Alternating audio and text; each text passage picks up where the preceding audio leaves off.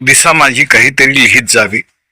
मित्र हो, लिहिणं हा अभिव्यक्तीचा, व्यक्त मनाचा हा जो भाव आहे तो शब्दातीत आणि मन मस्तिष्कातील विचाराचं प्रगटीकरण कागदावर एक एक शब्दांची आठव आणि वाक्यांची जुळाजुळव करत संदर्भ घटनाक्रम आयुष्यभर माणूस लिहित असतो.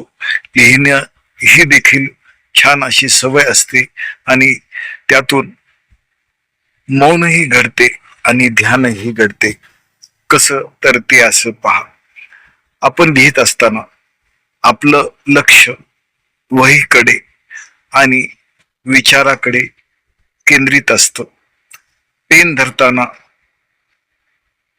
3 बोट काम करत असतात. मनगट हे टेबलावर टेकवलेलं असतं आणि विचाराचं सततच प्रदर्शन व्यक्त होण्याचे भाव हे शब्दात उमटत असतात कागदावर. बोलणं आणि लिहिणं असे 2 भाग व्यक्तीला व्यक्ती विचाराचे भाव दाखवण्यासाठी अत्यंत गरजेचे आहेत. कित्येक लोक बोलतात पण लिहितात कमी. काही लोक लिहितात भरपूर, मनन करतात, चिंतन करतात.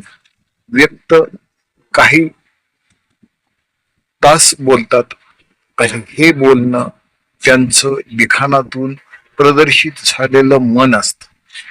त्यामुळे 100 वेळेला बोलणारा माणूस त्याही पेक्षा काही क्षण लिहिणारा माणूस हा सर्वश्रेष्ठ असतो. असं लिखित कार्य श्रेष्ठ आहे व्यक्त होण्यासाठी. लेखन करताना विचाराची मांडणी क्रमवार आणि प्रसंग आणि ज्ञानाचा जो भाव आहे तो व्यक्त करताना आपण काय काळजी घेतली पाहिजे असा हा लेखकाचा भाव आणि संबंधित कथानक हे बैठक बसूनच व्यक्त होताना आपलं मन हे एकाग्र करून ते लिखित साहित्य करावं लागतं आणि ते साहित्य पुढे लोकप्रिय होतं. मित्र हो, जमलेल्या माझ्या सर्व माता भगिनींनो आणि बंधूंनो, आपण व्यक्त होत असतो. आपले भाव व्यक्त होताना सकारात्मक ऊर्जा प्रत्येकाच्या जीवनामध्ये यावी ही संवादाची लोकप्रियता, प्रिय वचन बोलत आपण काहीतरी या जन्माचं, या जगण्याचं काहीतरी सार्थक व्हावं यासाठी व्यक्त होणं हे अत्यंत आवश्यक आहे. आपण जर मुकेपण स्वीकारलं तर आपला मानसिक आजार अति वाढतो. त्याकरता आपण व्यक्त होणं खरोखर गरजेचं आहे. धन्यवाद.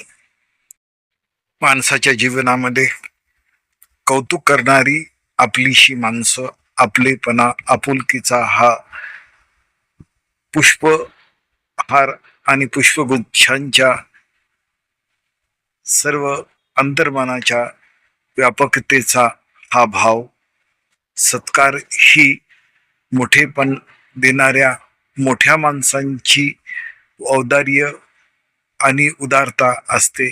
त्यातून मन सद्गत होतं. हाही आनंदाचा सोहळा जीवनामध्ये असतो लेखक, कवी, विद्वानाच्या जीवनामध्ये.